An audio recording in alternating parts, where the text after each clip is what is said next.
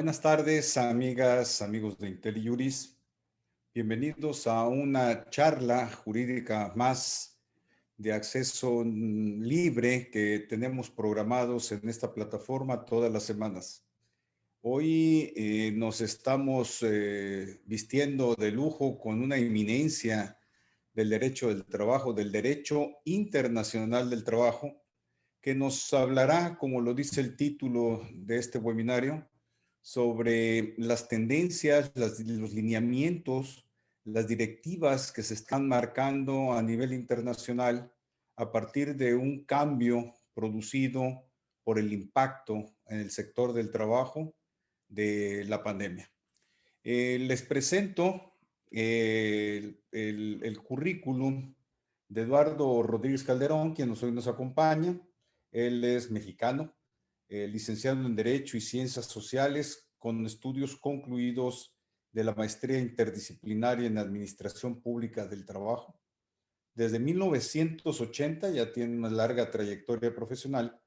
Ha servido a los trabajadores de México y América Latina como asesor, director de la licenciatura en Derecho con especialización laboral en el Centro Sindical de Estudios Superiores de la Confederación de Trabajadores de México, director de Educación de la Organización Interamericana del Trabajo y especialista en actividades para los trabajadores en la en la Organización Internacional del Trabajo.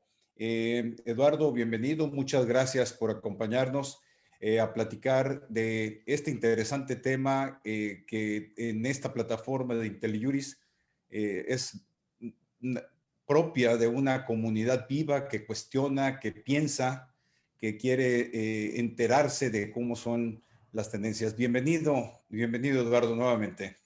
Bueno, pues muchísimas gracias, doctor Pérez de Hacha. Es un placer poder participar en este medio, en este conjunto de actividades que ustedes realizan justamente, como dice, para analizar, reflexionar y construir también nuevos consensos que son necesarios para enfrentar la nueva realidad que nos aqueja a todos a nivel global. Así que reitero mi agradecimiento a usted y a todo el equipo de trabajo que hace posible esta transmisión, así como también a todas aquellas personas que gentilmente nos escuchan y nos acompañan en esta charla.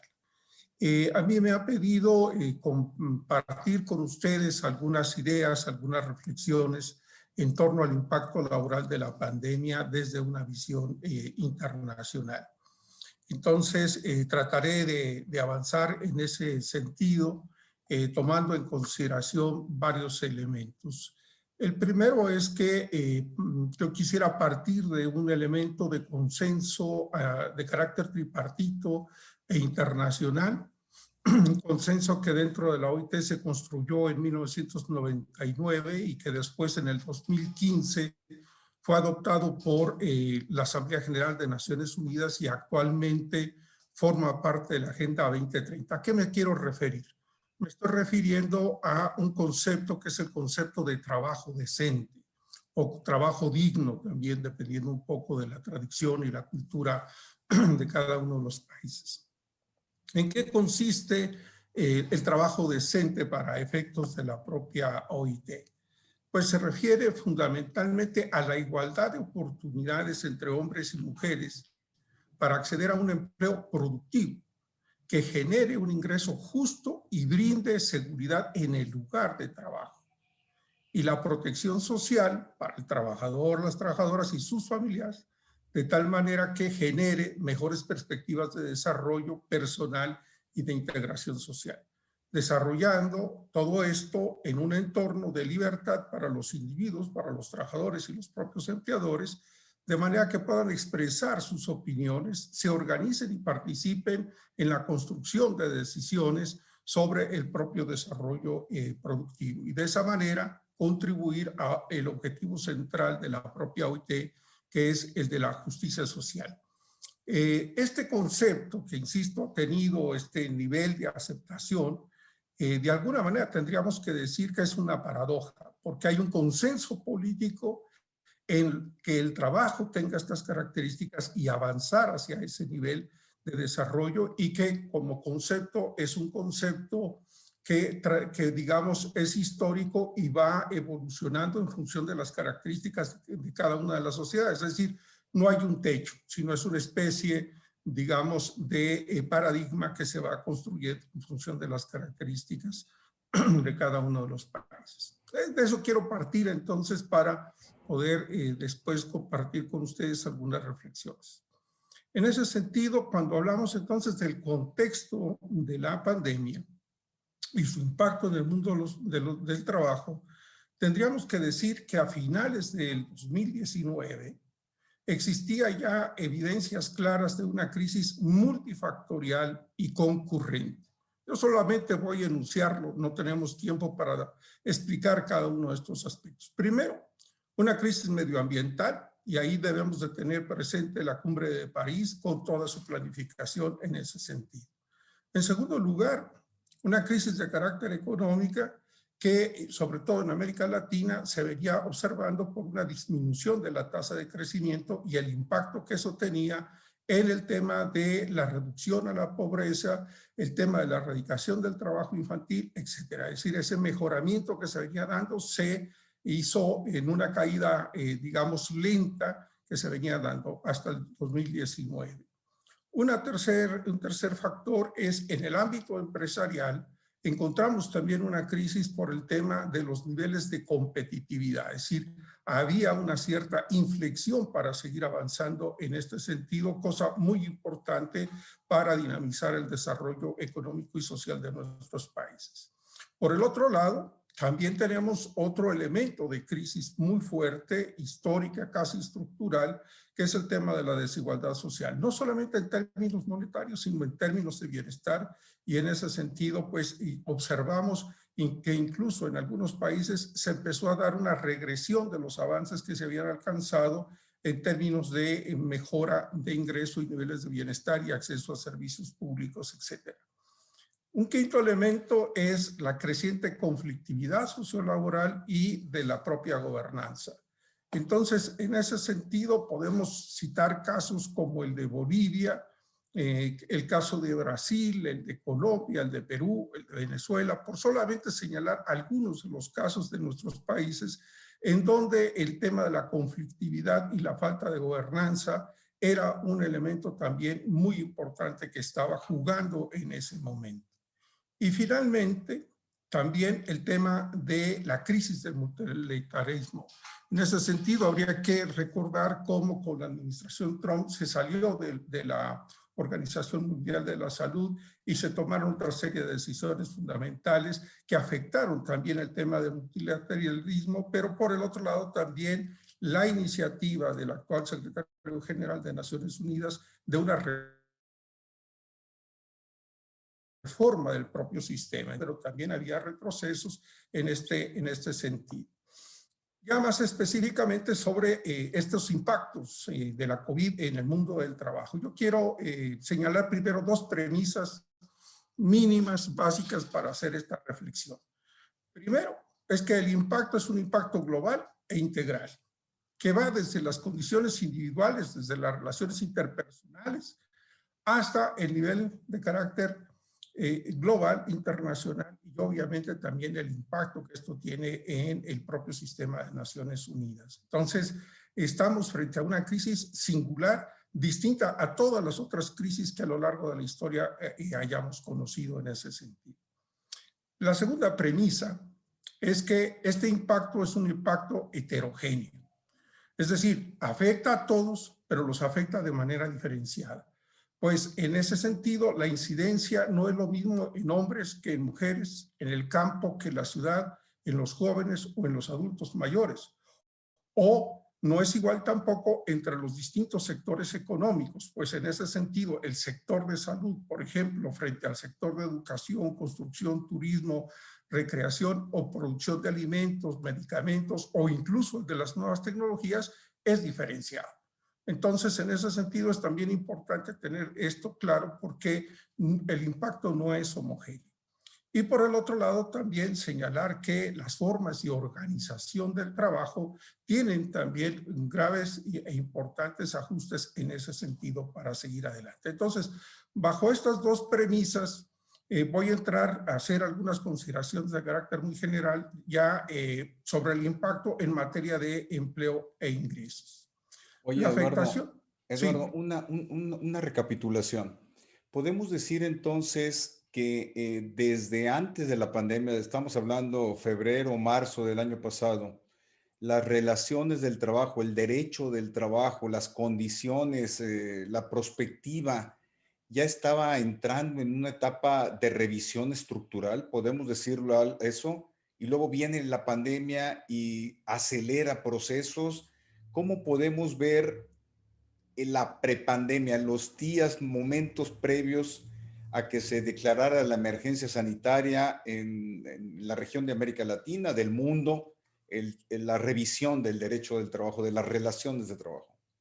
Bueno, yo creo que desde hace varios años, y por eso yo me remontaba a 1999, hay ya un conjunto de elementos de crisis y de tensión en el mundo del derecho del trabajo. Uno de ellos es, por ejemplo, con el tema de la subcontratación, con el tema de la descentralización productiva, con el tema del encadenamiento productivo, el tema de la fuerza y la, digamos, implantación mayor que han tenido las empresas multinacionales, el tema geopolítico con China, etcétera. Entonces, es decir, el mundo del trabajo venía ya en un conjunto de tensiones y transformaciones. Pero en algunos países de América Latina, esta situación incluso llevó a situaciones de gobernanza. Recordemos el caso del propio 2019 en el caso del Ecuador, o también la situación que persiste en otros países como Colombia, donde hubo grandes movilizaciones, justo que se estaban desarrollando e incluso tenían planificadas un conjunto de movilizaciones que tuvieron que suspenderse y que las transformaron en cacerolazos u otras formas. Entonces, esta tensión que tiene que ver con el tema de la desigualdad, con el tema de una injusta distribución de la riqueza que se genera, estaba ahí. Y desde el punto de vista del derecho al trabajo, uno de los problemas fundamentales que nosotros tenemos en la región es que tenemos un conjunto de convenios y de normas desarrolladas, pero la brecha de su aplicación y cumplimiento es enorme y es muy profunda. Entonces, ese conjunto de contradicciones estaban ya presentes y, como tú bien lo señalas, la pandemia lo que viene es a acelerar estos procesos de cambio y transformación. De acuerdo. Perdón por interrumpirte, Eduardo, No, no, no, al contrario, te pero el tema este agradezco me mucho. está capturando y necesito tener la precisión junto con quienes te escuchamos. Adelante, por favor. No, Y luego, pues no es decías ninguna tú, interrupción. ya se viene la pandemia. Claro, entonces en ese sentido, por ejemplo, los estudios que ha hecho la OIT señala que ha habido una afectación hasta del 85% de los trabajadores con la pandemia en materia de empleo, con distintas manifestaciones. Y eso se ha reducido parcialmente para enero a un 77% de esta afectación de los trabajadores. Entonces ahí tenemos el sentido de que ha remecido a toda la estructura de las relaciones laborales formales y de la propia economía informal. Uno de los impactos que tiene que ver con la propia estructura productiva, pero también con el tema, es que se rompieron las cadenas productivas y el comercio internacional, salvo el tema del comercio electrónico o virtual. Pero hemos encontrado a lo largo de estos meses el cierre de miles de micro y pequeñas y medianas empresas que han cerrado definitivamente, es decir, no solamente han suspendido sus actividades, sino que han cerrado. Y buena parte de esto tiene que ver también con la reducción de la propia demanda. Cuando vemos el tema del ingreso de los trabajadores por vía salarial, lo que nosotros vemos desde la propia OIT, según los cálculos que se hacen, es que se redujo en 8.3% y que eso equivale al 4.4% del Producto Interno Bruto Global, y en cifras de dinero podría ser más o menos 7.7 billones de dólares americanos. Entonces, en ese sentido, estamos frente a una situación muy grave, pero también hay que decir que no todos son afectados de la misma manera y ahí las mujeres y los jóvenes son los más afectados. Y de entre mujeres y jóvenes, los jóvenes más que incluso las propias mujeres. Entonces, este es un elemento muy importante, igual que el tema del crecimiento de la economía informal.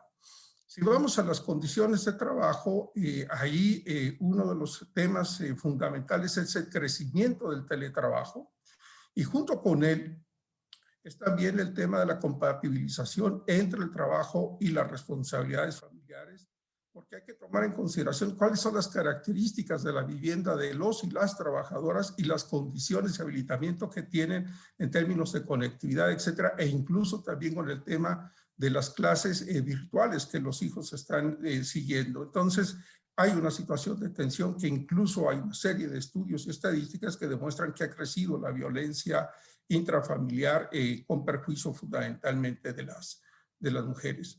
Pero ¿qué otros elementos se han visualizado en ese sentido?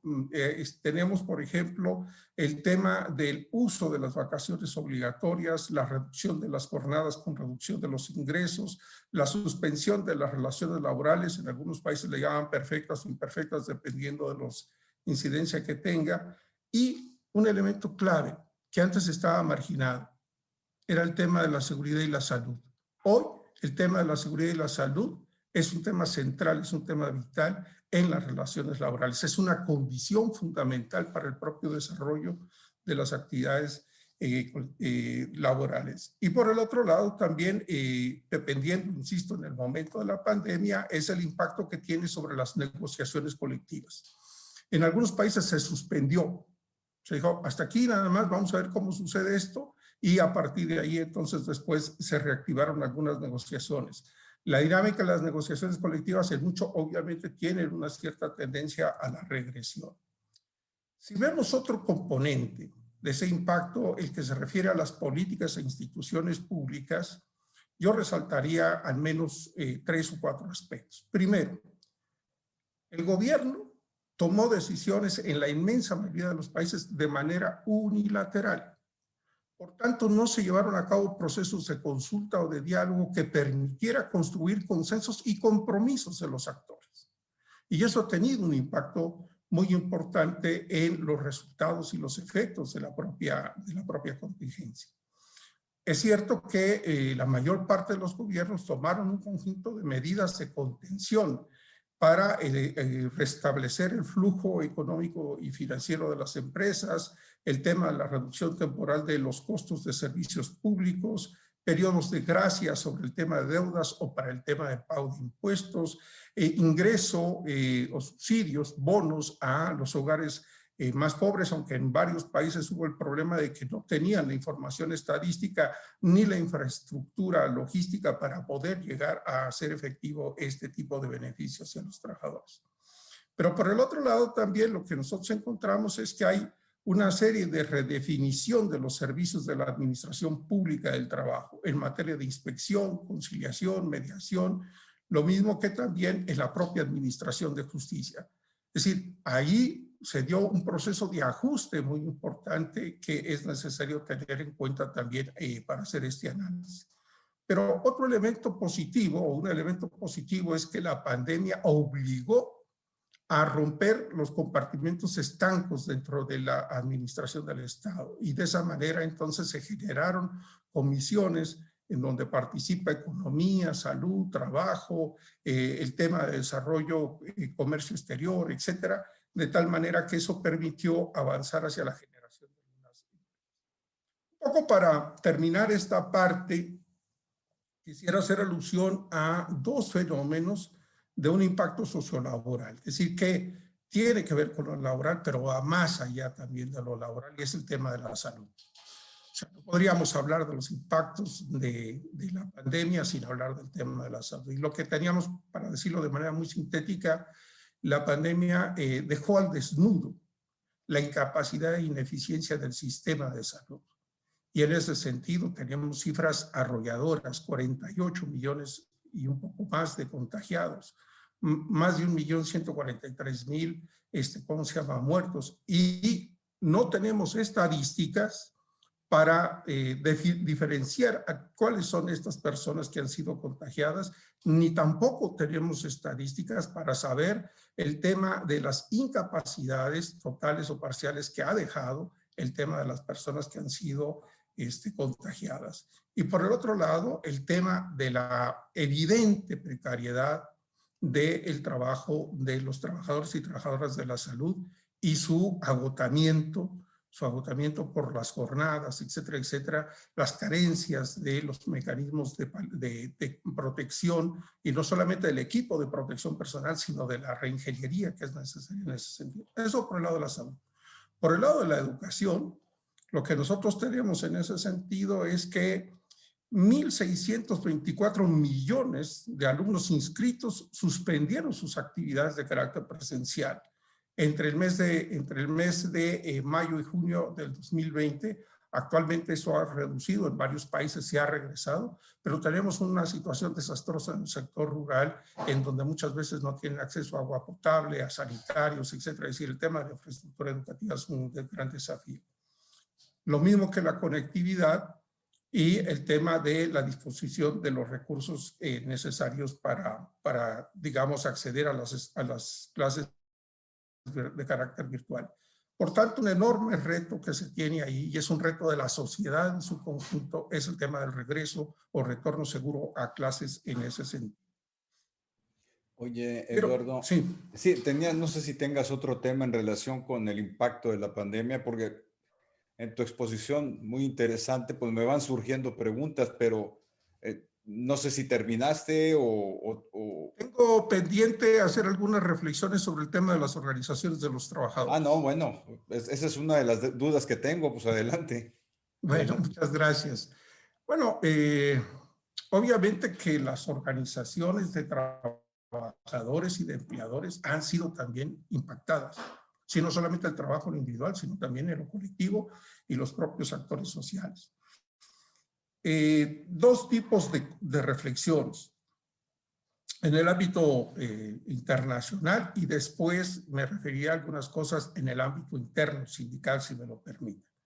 En el ámbito internacional, si lo queremos ver así como desafíos y oportunidades, pues un desafío es el tema del cuestionamiento al liderazgo frente a la oportunidad, suficiencia, etcétera, de la respuesta de la organización frente a las necesidades de los trabajadores. Y en ese mismo sentido, en la pertinencia de la organización y por tanto entonces el desafío o la oportunidad de también generar nuevos servicios que den respuestas. Pongo un ejemplo que es, digamos, un elemento transversal, el tema de la seguridad y la salud de los trabajadores. La mayor parte de las organizaciones sindicales lo tenían, digamos, como un elemento de tercera o cuarta consideración, salvo obviamente algunas organizaciones. Un tercer elemento es el elemento de la membresía. Es decir, estamos hablando de desempleo, estamos hablando de crecimiento de la economía informal. Entonces, obviamente, en tanto que la organización sindical está centrada fundamentalmente en un trabajo por tiempo indefinido, fundamentalmente de hombres, y por empresas, salvo algunas excepciones como Uruguay, Brasil, Argentina, etcétera, entonces, cuando se da esa caída, se da también la caída de la membresía de las organizaciones sindicales y por tanto es necesario restablecer las estrategias de crecimiento sindical a nivel nacional e internacional. Y ahí un detalle importante, y es que el artículo 2 del convenio 87 señala que todos los trabajadores sin distinción alguna tienen derecho a organizarse sindicalmente y sin previa autorización, etcétera, etcétera. Entonces eso implica que no necesariamente tienen que tener una relación de trabajo para poder estar sindicalizados, pero ese ha sido el prototipo, el modelo de organización sindical, es decir, que exista relación de trabajo. Es más, cuando el trabajador pierde su empleo es cuando más necesita la organización sindical, pero sale de la organización sindical generalmente. El tema de la autosuficiencia financiera, es decir, la caída del empleo es también un tema de recursos y eso implica entonces la necesaria optimización de los recursos. Y lo otro, que también tendríamos que decir, es que en la mayor parte de los países, con muy pocas excepciones, caso de Uruguay, en caso de Cuba, en caso de Bolivia, que existe una sola central sindical. Entonces nosotros enfrentamos también un tema de atomización y dispersión sindical, por lo que hay necesidad de avanzar hacia un tema de unidad. En el ámbito interno, está el tema del liderazgo, que ha sido generalmente un liderazgo jerárquico, y por tanto entonces es necesario cambiar esa forma de liderazgo por un liderazgo más participativo, más democrático. Es el tema de la reestructuración funcional para repotenciar varias acciones que tienen que ver con el bienestar de los trabajadores, no solamente en el lugar de trabajo, sino también en el seno familiar y la sociedad.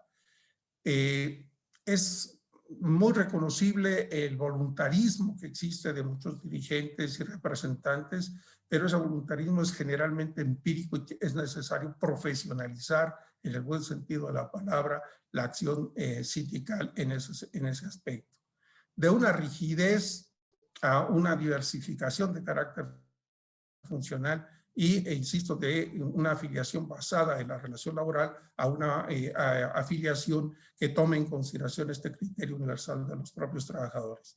Y por el otro lado también creo que hay necesidad de fortalecer la conciencia y la propia militancia. Este es el otro elemento que tenía y me queda solamente en la última parte que tiene que ver un poco con cuáles son, desde mi punto de vista, 4 claves fundamentales para el futuro, digamos, de transición en el que estamos. No sé si aquí tú quieras hacer algunas consideraciones, Luis. Gracias, Eduardo. Sí, me gustaría hacer aquí una pausa con algunas preguntas, considerando lo que tú dices de diferenciar el tema de heterogeneidad de las relaciones de trabajo. Hay una percepción propia y que he escuchado en otros abogados no especialistas en la materia, de que en ciertos rubros, ciertos sectores, se ha precarizado la situación de los trabajadores. ¿Podemos afirmar en términos generales que eso ha sucedido? Una precarización por la situación de despido del trabajador, que está en una búsqueda de fuente de trabajo, en un entorno económico que no tiene oferta y por lo tanto precariza, afecta más la contratación y las condiciones de contratación de los trabajadores. El tema de salud, seguridad y salud, que me gustaría enfocarlo en particular a áreas sensibles, trabajos sensibles en áreas especiales. Ahorita comentas tú trabajadores de la salud, que no solamente son los médicos, las enfermeras, los trabajadores administrativos. El concepto es muy amplio y ahí pues, también me gustaría incluir la variable de la vacunación como elemento primordial de los trabajadores de la salud y trabajadores esenciales, en actividades esenciales. Sector primario, sector recolección de la basura, es decir, sector farmacéutico, en ciertos temas el sector agroindustrial. Sé que es muy vasta mi pregunta, Eduardo, pero la aproximación tiene que ser de lo general a lo particular. En concreto, precarización del trabajo. Estamos viviendo esa situación real, que yo entiendo que era una tendencia que prepandemia se estaba atendiendo decididamente. Y respecto de seguridad y salud de los trabajadores, ¿en dónde se está focalizando todo el esfuerzo internacional de protección al trabajador, de cobijo a una clase que de por sí tiene un derecho tutelar? Sí, bueno, la primera cuestión de la precarización, habría que decir que en el mundo, pero digamos circunscribámonos un poco más a América Latina, la tasa de la economía informal rondaba, dependiendo de los países y si es urbano o rural, digamos en el 50-52%, y eso ha crecido. Y la economía informal tiene todos estos elementos que tú señalas de precarizaciones, y la falta de un contrato, la falta de un ingreso mínimo, de una protección social, condiciones de inestabilidad, de insalubridad en su propio trabajo, etc. Pero incluso en el tema de la economía informal, habría que ver que hay trabajo o trabajadores informales en empresas informales, obviamente los trabajadores por cuenta propia o autónomos. Tenemos el tema de trabajadores en situación de informalidad en empresas formales e incluso en el propio gobierno de varios países. Entonces, es decir, esta situación lleva a un tema de precariedad en condiciones de trabajo, pero el otro gran elemento de precariedad es lo que se refiere al tema de la estabilidad laboral. Nosotros fuimos creados, o por lo menos yo, cuando tomé la licenciatura en Derecho, digamos que la regla general era una relación de trabajo por tiempo indefinido o indeterminado. Hoy eso es una excepción en prácticamente todos los países de América Latina. Entonces, esa es una situación de una gran inestabilidad y, por supuesto, también que tiene un efecto negativo, pues, para que las personas tengan una vivienda, acumulen un cierto ahorro, etcétera. Es decir, no tienen esas condiciones. Y, obviamente, esta inseguridad genera también otra serie de factores de carácter psicosocial y también de relacionamiento en términos laborales y fuera laborales.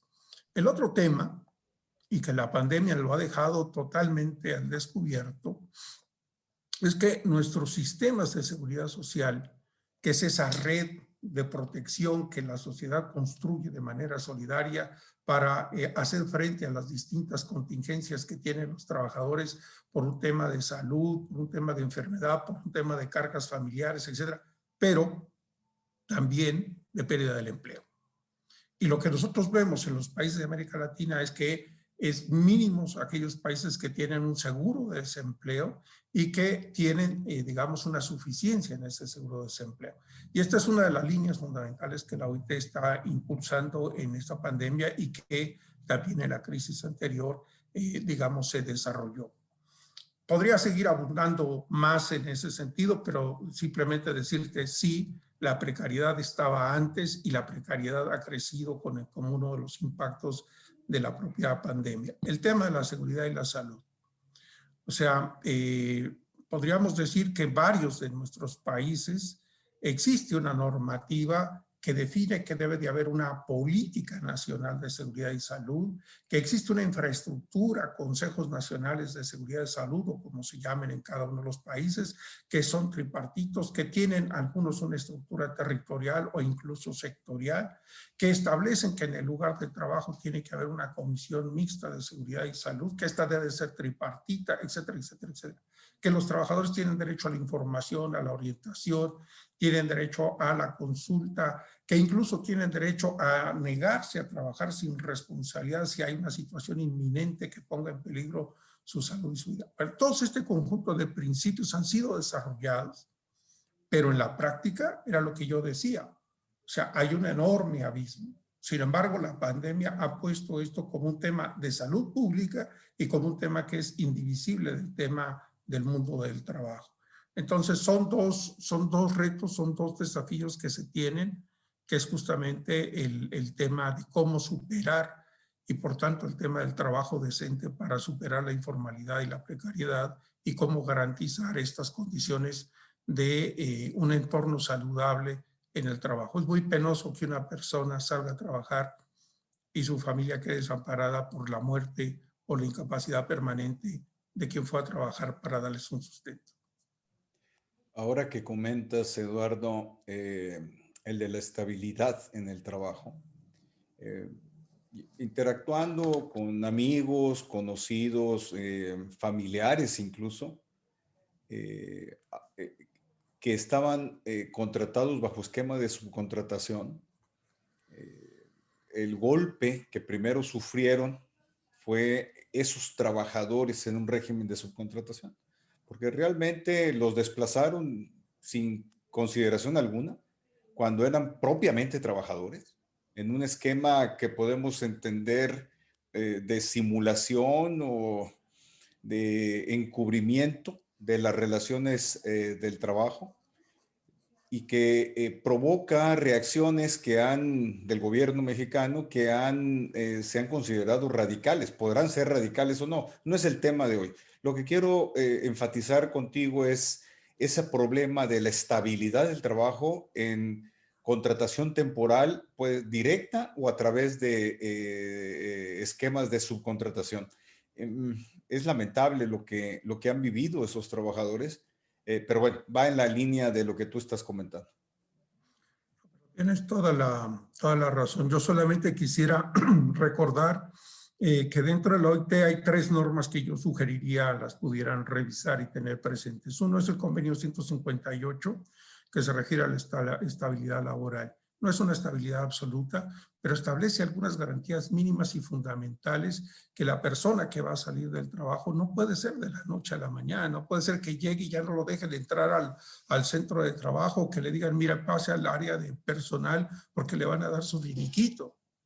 O sea, eso no puede ser, eso no es humano, eso no es digno, porque esa persona tiene un conjunto de responsabilidades familiares, etcétera, que atender, y el trabajo es la principal fuente de su ingreso. Lo segundo es el convenio 168, que es el tema de la protección frente al desempleo. Es un convenio muy importante y que de alguna manera complementa y fortalece el convenio 102, que es la norma mínima de seguridad social. Y lo tercero, respecto de lo que tú decías, justamente por el tema de la subcontratación, etcétera, todo este tipo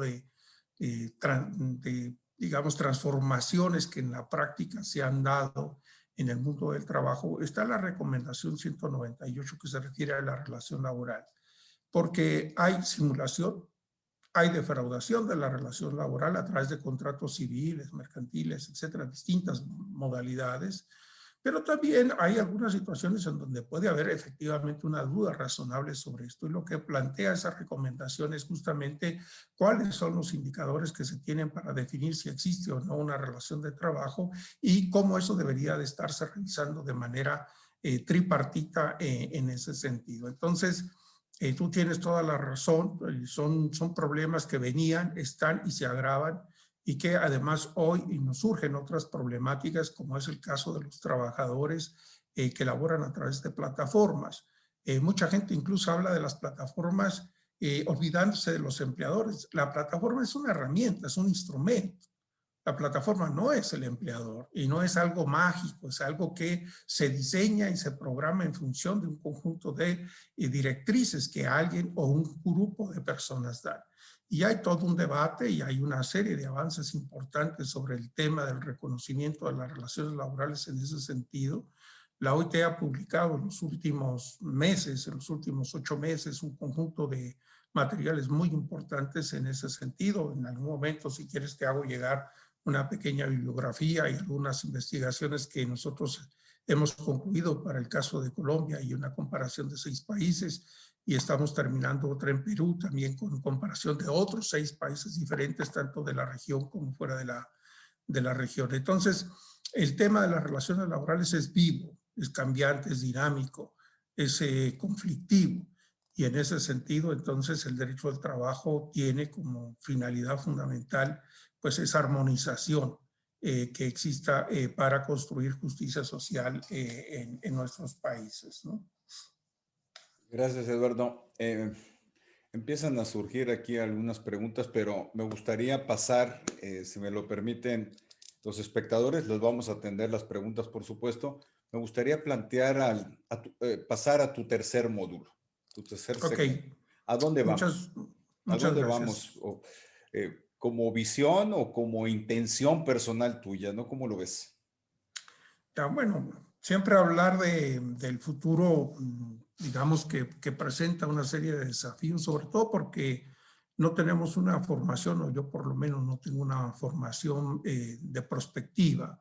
Y digamos, ahí hay una serie de avances que se han hecho, sobre todo del lado de la estadística y de otras disciplinas del conocimiento. ¿Por qué? Porque no hay nada que sea totalmente nuevo. Hay cosas que tienen antecedentes y tienen tendencias, etcétera. Entonces hay que hacer este análisis para poder, digamos, avisorar las cosas. Lo segundo que yo plantearía es que el futuro se construye hoy. Y esto para mí es fundamental.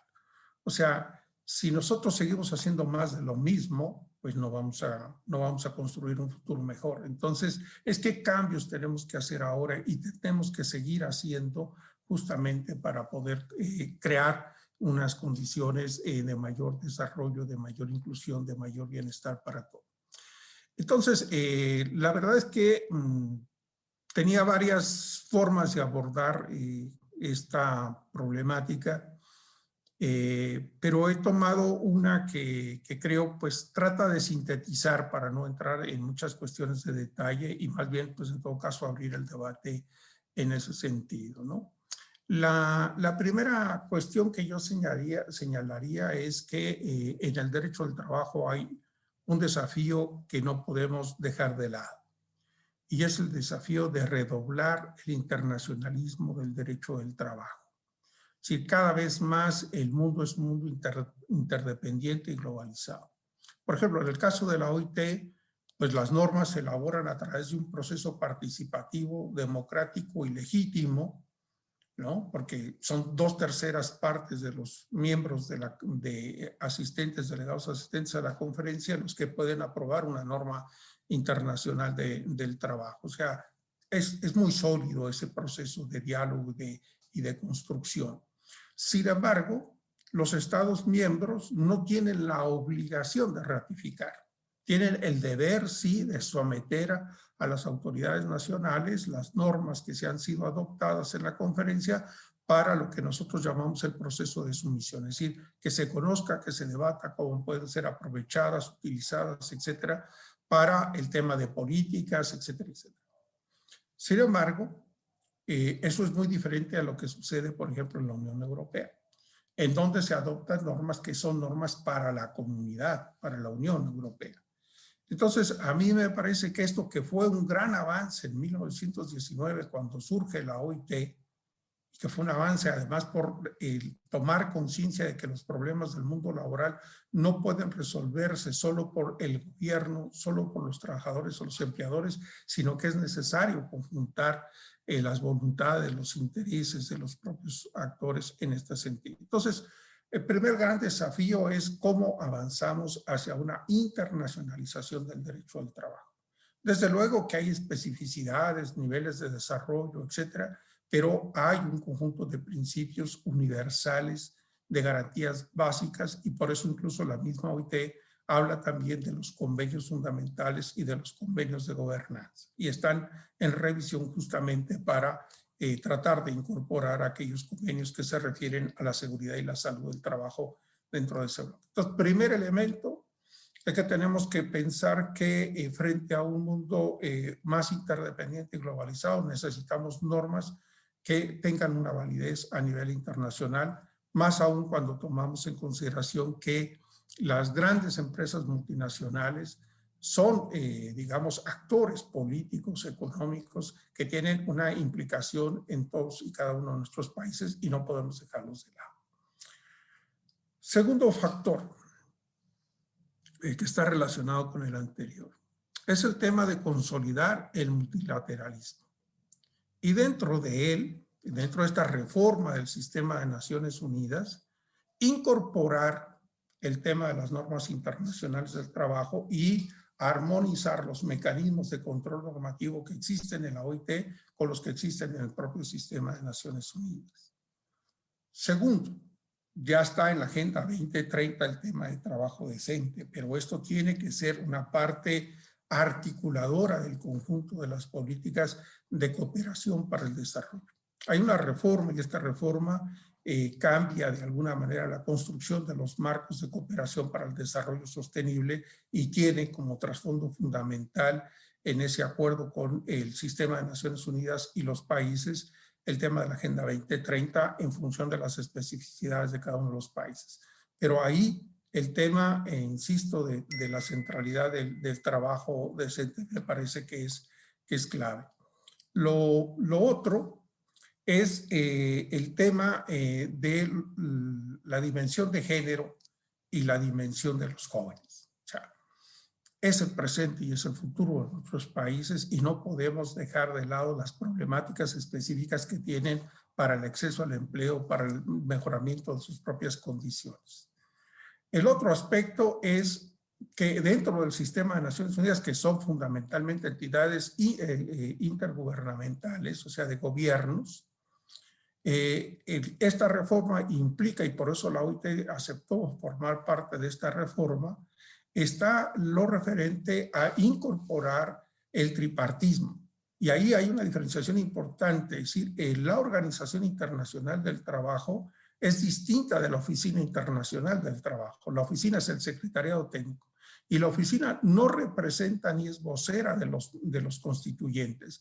Por tanto, la interactuación que tiene que darse con la oficina, el coordinador residente y el resto de las agencias es con los propios constituyentes. Ahí hay un desafío muy grande y hay una enorme oportunidad también para empleadores, trabajadores y los propios ministerios de trabajo o Secretaría del Trabajo, como llamamos en México. Y lo otro es el tema de la sostenibilidad ambiental. Entonces, este multilateralismo tiene que tener pues varios elementos entre estos los que yo estoy señalando. Un tercer factor es el factor que tiene que ver con el tema de la protección social. O sea, yo entre broma y serio digo, si quiero saber cuál es el nivel de desarrollo de un país, me basta solo un indicador. ¿Cuál es el nivel de protección social que hay en ese país? Entonces acá hay la necesidad de seguir avanzando hacia la universalidad, la solidaridad, la participación democrática, la calidad y la sostenibilidad. Nuestros sistemas de seguridad social fueron creados, y ustedes lo conocen muy bien, bajo dos principios fundamentales. Que para alcanzar la universalidad era necesario el pleno empleo. No tenemos pleno empleo, ni lo vamos a tener en los próximos 50 años. Entonces tenemos que modificar ese presupuesto para poder avanzar con el tema de la universalización. Y dos, que las prestaciones serían adecuadas, oportunas y suficientes porque los salarios serían remuneradores, como llamamos en México. Y tampoco es así.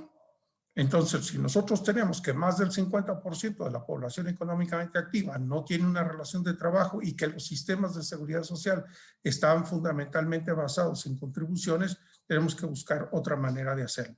Y en ese sentido, la OIT lo que ha propuesto es justamente la construcción de pisos de protección social.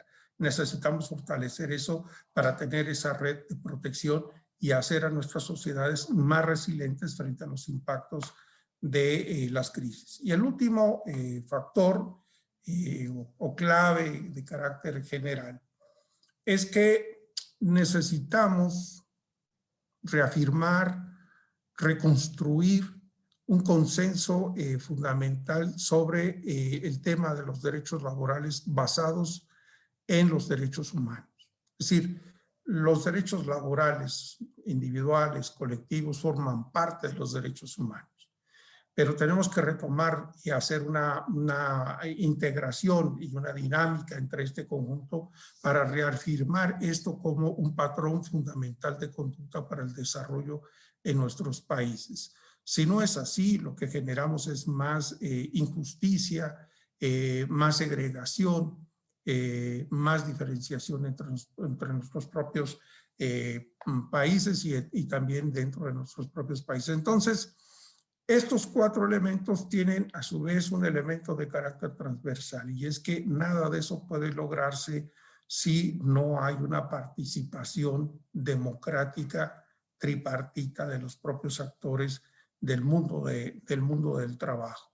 Entonces, ese es un elemento que me parece que llevamos. Nosotros muchas veces decimos, hemos ganado en democracia, sí, hemos ganado en democracia política, pero ¿cuánto hemos ganado en democracia económica y social?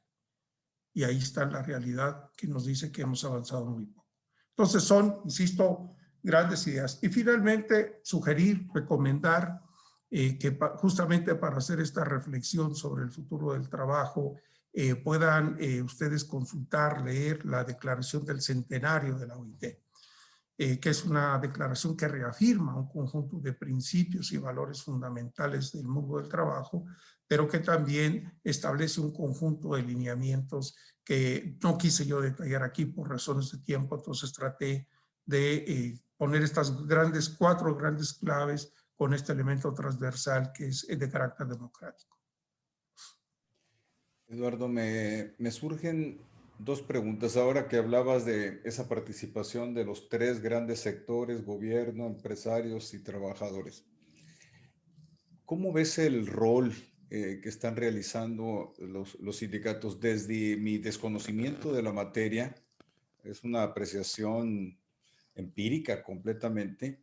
Eh, Cuando yo me incorporo al mundo del trabajo en 1980, trabajo profesional, pero era empleado, yo prestaba atención a los sindicatos en México, por supuesto, de aquellos años, unos sindicatos con pros y contras, naturalmente, organizaciones de poder del trabajo, de poder fáctico, de poder legal, que tenían una interacción marcada con el sector gubernamental, plantaban cara al sector empresarial.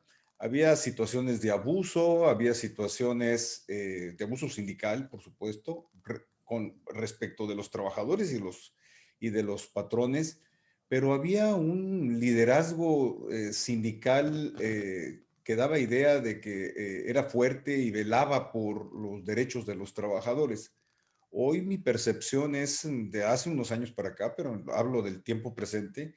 Hay un sindicalismo venido a menos, alicaído. No sé si mi impresión sea fundada o está disparatada, Eduardo. ¿Cómo está la situación a nivel mundial del tema? Bueno, varias cosas. Esta observación que tú llamas empírica es parte de la realidad y ahí está. Y uno pues puede, digamos, estudiarla, analizarla, sacar algunos indicadores, etcétera. Pero para mí lo fundamental en ese sentido es por qué. O sea, por qué es que se observan esos cambios, ¿no? Tanto a nivel nacional como a nivel internacional. Lo primero que habría que decir es que este modelo de carácter neoliberal, estas políticas neoliberales, golpearon, o sea, tenían un propósito también de carácter político que era golpear y disminuir a las organizaciones sindicales, aprovechando, digamos, varios aspectos, varios argumentos, algunos muy sólidos, muy válidos, que tenían que ver justamente con deficiencias de las propias organizaciones sindicales, etcétera, pero otros que no correspondían a la realidad, sino que eran más un argumento de carácter ideológico. Entonces, eso, aunado a todo el tema de, digamos, la reestructuración que se hizo del aparato productivo, del propio gobierno, etcétera, hizo perder presencia, fuerza, membresía a las organizaciones sindicales. Y lo otro es que también se generó una mayor fragmentación o atomización y dispersión de las organizaciones sindicales.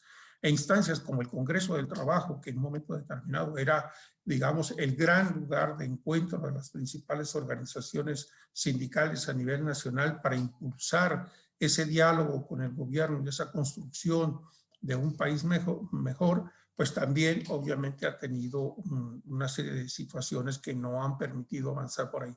Yo tengo casi 25 años fuera de México, entonces viví mucho el movimiento sindical, pero no tengo elementos suficientes ahora como para poder hacer una evaluación mayor. Sin embargo, sí a nivel de lo internacional. A nivel de lo internacional se plantea la necesidad de elevar la tasa de sindicalización, porque ha caído la tasa de sindicalización. Lo segundo es que la principal herramienta de mejoramiento de las condiciones de trabajo y de vida han sido dos, fundamentalmente. Una es la negociación colectiva. Y nosotros lo que hemos visto es que también la negociación colectiva en términos de cobertura, en términos de calidad y contenido de la negociación colectiva se ha disminuido. Entonces ahí hay una gran oportunidad, pero hay también un enorme desafío de cómo avanzar en esa línea. Y lo otro es que las organizaciones sindicales no solo son organizaciones de reivindicación, y ahí quizás aprovecho para decir que muchas veces desde la academia se habla que hay tres componentes fundamentales, que es el derecho de asociación, el derecho de la negociación colectiva y la huelga. se les olvida un cuarto que es fundamental, que es el derecho a la consulta y a la participación, que está reconocido en el artículo 10 del Convenio 87, que México y muchos otros países tienen ratificado, y también es un tema de desarrollo de los propios órganos de control normativo de hacer ese reconocimiento. Entonces, este otro aspecto que tiene que ver con el diálogo, que tiene que ver con la capacidad de incidencia en la parte normativa, política, institucional, de distribución del gasto público. Porque aquí hay una situación en donde, permítanme rápidamente señalar, muchas veces ha habido un tema en donde se establecen un conjunto de derechos muy válidos, etcétera, pero no se acompañan con una reestructuración del propio presupuesto. Por eso en algunos países, como el caso de Chile, España, etcétera, no puede haber reformas legales sin que se haga una cuantificación del costo y que implica para el propietario. Entonces, esto es muy importante porque un derecho que no tiene detrás una política, un programa, que no tiene detrás un conjunto de acciones que lleven a que eso se haga práctico, entonces es una mera declaración y no un derecho que genere un mayor bienestar. Entonces, a nivel internacional, el tema es la cuestión de la sindicalización, el tema de una mayor incidencia, y hay que reconocer que se está avanzando en ese sentido, pero las condiciones implican lo que en América Latina, la CSA, la Confederación de Trabajadores de las Américas, señala, que es el tema de la autorreforma sindical. Es decir, respetando el principio de la libertad sindical y por tanto darse la forma de organización, etcétera, de los propios trabajadores, tiene que cambiarse el modelo, el chip que tenemos dentro de a quién se puede sindicalizar. Y ahí, por ejemplo, cito el caso de Colombia, una de las principales organizaciones sindicales tiene dificultades para reconocer a quién afiliar en el sector rural. Y el convenio 141 de la OIT señala con toda claridad a quién se puede sindicalizar en el sector rural. Entonces, hay necesidad de hacer un replanteamiento de la cultura de organización sindical y desde la OIT es uno de los elementos en donde nosotros estamos trabajando. No, yo sé que no contesto a plenitud tu pregunta, creo que nos daría para mucho más, pero me quedo por ahí también por razones de tiempo. Sí, no, estuvo perfecto, Eduardo. Precisamente era la consideración del marco normativo internacional y de las tendencias. Hay una pregunta de Julio César Limón. ¿Cómo será el tratamiento, cómo debería ser el tratamiento de los despidos de los trabajadores durante este periodo de pandemia? Es una pregunta muy actual, compleja, por supuesto. Sí, bueno, digamos lo fundamental y lo mínimo, que es lo que establece la legislación nacional, es que primero si es un despido justificado o injustificado. Y ahí viene el tema de cómo se valora en México, no tengo yo los detalles, de cómo se valora si lo que se da es una suspensión o una terminación de las relaciones colectivas de trabajo, si se siguieron o no los procedimientos, etcétera. Entonces, lo primero es, digamos, el cumplimiento de lo que establece la ley, incluso a pesar de que estas contingencias también afectan obviamente a los empleadores, pero, digamos, prevalece el derecho de los trabajadores en ese sentido y hay una prioridad de los créditos laborales incluso sobre el propio patrimonio de la empresa y hay una responsabilidad también de un fondo ahí que poca gente conoce que la ley establece que debe de haber en el caso de las sociedades mercantiles, etcétera, ¿no?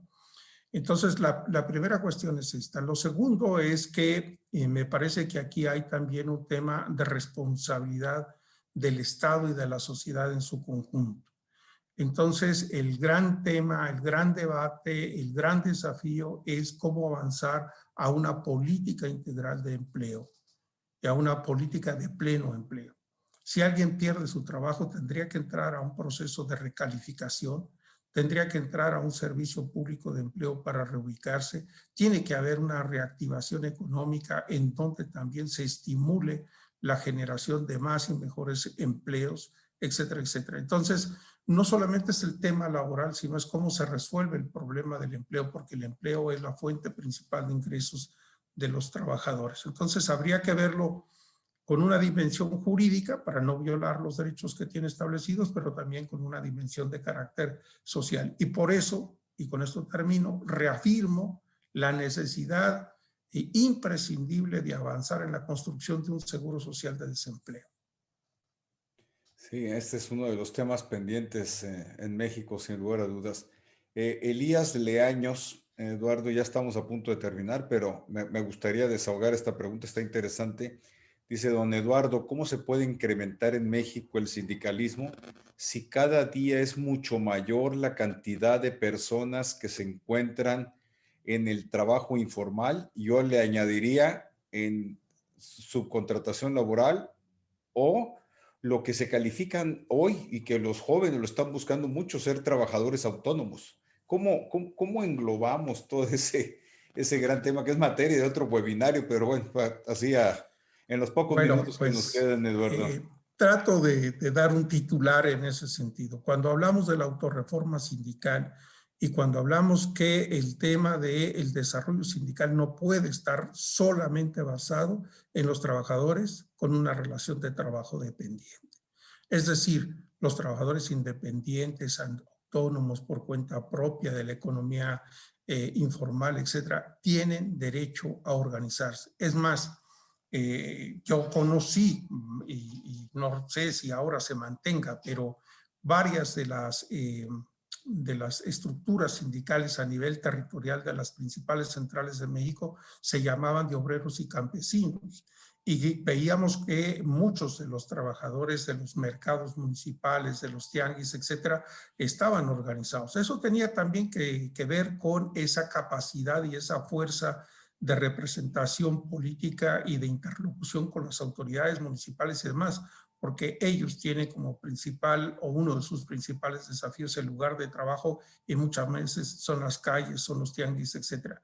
Entonces, resumo, invito nuevamente a hacer la reflexión sobre lo que dice el artículo 2 del convenio 87, que México lo tiene ratificado y dice: todos los trabajadores, sin distinción alguna, tienen derecho a organizarse sindicalmente. Y el Comité de Libertad Sindical y la Comisión de Expertos en Aplicación de Convenios y Recomendaciones indican que tienen derecho a sindicalizarse no solo los trabajadores y trabajadoras asalariados públicos o privados.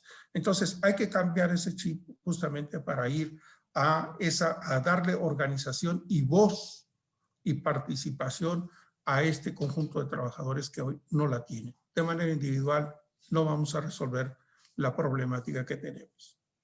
Gracias, Eduardo. Desafortunadamente se nos pasó el tiempo volando. Esto habla de la gran materia, de la amplitud de la materia laboral, sindical, trabajadores autónomos, subcontratación laboral, trabajadores en el sector informal.